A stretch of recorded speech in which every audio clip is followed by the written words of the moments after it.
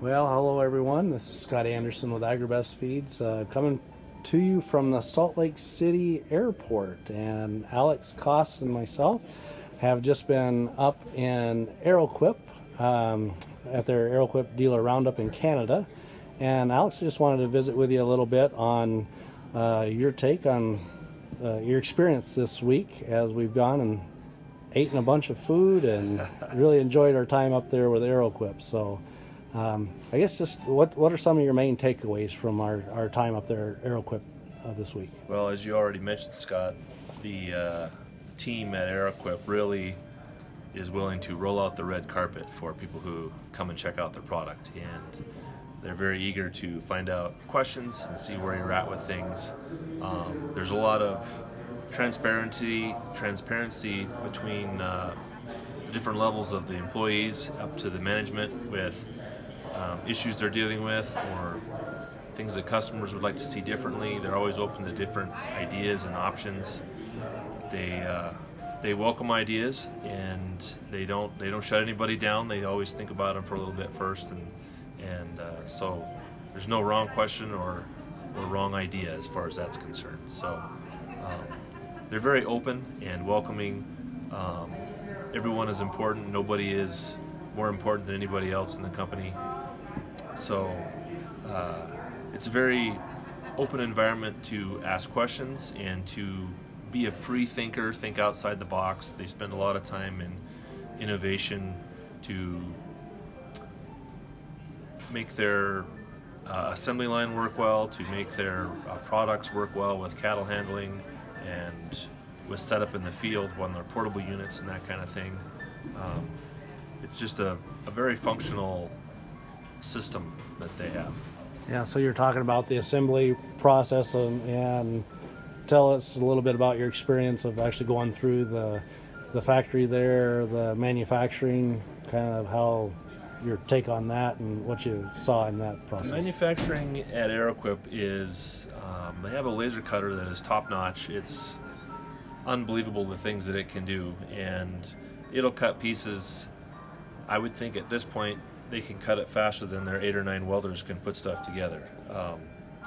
So that keeps the welders with material, and it also gives us peace of mind knowing that if we need something in a few short weeks, we can get chutes that we're looking for as long as we've got a load to come down. So very precision laser cutters, and they've engineered things so that the pieces go together without the welders having to measure, so there's no slop in their production. The pieces that they put together and weld are, I would say, 100% perfect every time, just because they've gone through the engineering to make it fit and go together well, and the welders have their station and their jigs laid out so that when they put that piece up there, there's no doubt that that's where it goes and that's how it goes, and that's where it's going to stay and work well for many years of service.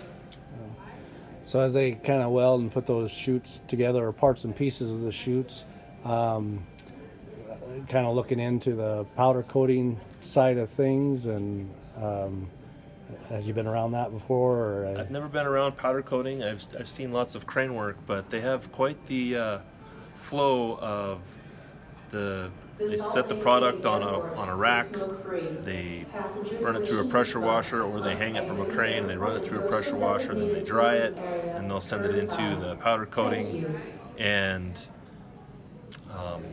those guys will get it all covered in the powder, and then they send it into the kiln, and then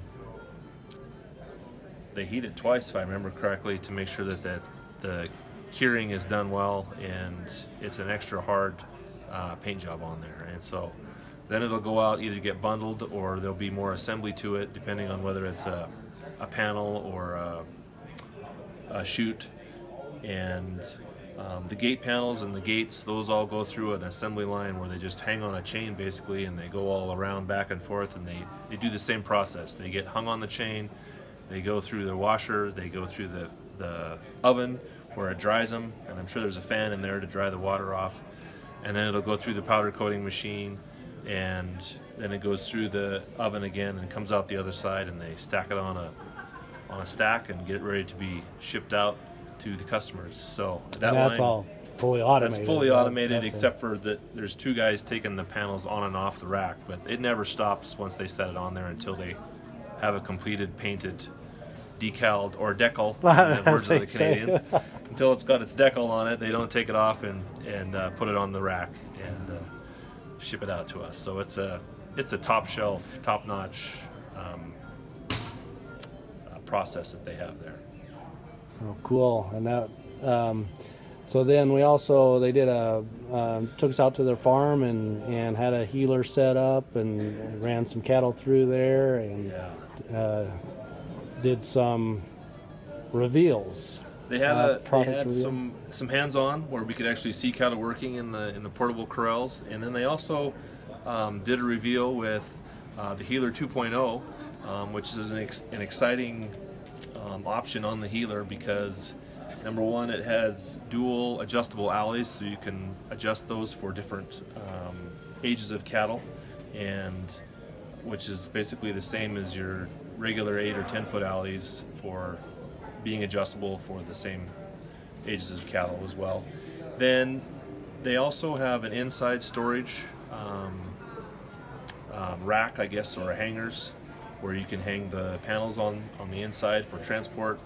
That's definitely a step up from the older process, and of course they're always innovating different things with, like with the bud box on this one is a little bit different. It still works pretty much the same. It's very functional. And then out the would be the hitch end of the Healer.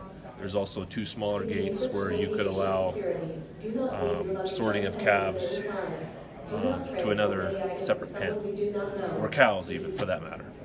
So it's a very functional unit. They also had the accordion doors instead of fold out on however their doors or their panels come out, can actually form numerous different pins or different configurations depending on how you want to set that up. Yeah. So it's very, very functional with making extra pens, so you're not packing as many extra panels as you would maybe need to. And then still kind of top secret, so talk to Alex if you want more information. It's on the down low at this point, but it's coming to a dealer near you for sure. There you go, and Agribest Feeds would be that dealer. That's right. But then there was another reveal that kind of blew our socks off. They also had the 87C, and it's also a Healer portable unit. So on the front it's got a Healer. This is a bumper pull, but it's very well balanced, so it's not a gooseneck, but it's very well balanced, so you're towing it with a pickup on a bumper hitch. It's not going to be a super heavy trailer on the hitch just because of the way they balanced it with the wheel placement. So like I said, it's got the 8700 manual chute capability on it, and then behind that it's got the fully adjustable 8-foot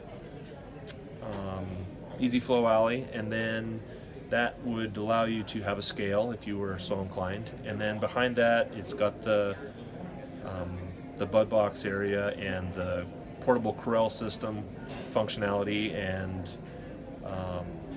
that one also has the ability to run cows out the back end or the front end. I guess it would be straight out the back on that one. So just a very functional, pick up your setup and go to the hills or the prairie, wherever you're going to work cows, and you've got your chute, your alleyway, and your portable corrals all in one unit, and very functional that way with getting out, working on your herd, and bringing it back in instead of having to bring your cows to a location at the house, the corrals, wherever that is. So that one looks like both of those, the Healer 2.0 and this 87 Healer 87, 87C, whatever they're going to end up calling it. We had some discussion at the dealer conference there. Should be able to go into production, I think, end of July. I think they were talking about. Yes. So if there's some interest from anybody in that, get a hold of us, and we can get some on order and get some pictures and stuff to you as far as that goes. I guess other things, other dealers from around the country, what was your kind of feeling? And I think there was, what, 7 or 8 dealers, I believe, that for states that were represented. 19 dealers. Yeah, it's always interesting to mix with other people and see where they're coming from, how they do things a little bit differently, or just the culture or their perspective on working cows. And some people are saying that there's, very small herds, people who are getting into the homesteading, quote unquote, who just have 4 or 5 head, and they want a setup that they can work their cattle, and they don't have to worry about their family getting injured or whatever. And so Montana typically doesn't see that much yet. I think we're actually getting into that in the western side of the state. The eastern side is, we're still big operations and very spread out with large numbers of cattle. Anyway, so it's always great to rub shoulders and see how they're interacting with customers and what kind of products are moving for them, what they're selling. So, and Arrowquip encourages that, because it makes everybody better when we understand the customer better and how to tackle these situations and approach potential customers and clients, and not just have a one-time sale, but have a lifetime partnership, or you build that rapport with those customers that keep coming back over and over again. So also, they just mentioned that they celebrated their 20th anniversary of being in North America, and incredible things that they've done here in this first 20 years. Kind of what do you see future of Arrowquip from what you can tell from our little experience up there? Well, they're hinting at a totally different branch as well, not with the cattle chute side of things, doing things coming to a yard near you, but I'll leave that up to them to reveal that more at some point. But they're very innovative with listening to customer needs, what's going on, and I think that their customer service really sets the bar in the ag industry with cattle handling equipment, because we'll order parts for a customer in Billings. It'll come from presumably Winnipeg, Manitoba, and it'll be there the next day, or if not, the very day after that. And so if you can get 1 and 2 day shipping from something across the continental line, or enter another country, there we go. Yeah. You can. That really sets the bar high, and customers appreciate that appreciation, that dedication to service and taking care of their people. Because the company is only as good as the customers they serve, and if the customers aren't happy, then your business is going down the tubes. So. Excellent. Anything else, I guess, from you'd like to share here? Certainly there's a lot of just great interaction with the salesmen, the regional sales, the regional managers. It was great to get a chance to see them face to face, and to build that opportunity to next time you call them on the phone, you have that previous interaction, and it just goes a long way in understanding each other, because every territory region is a little bit different.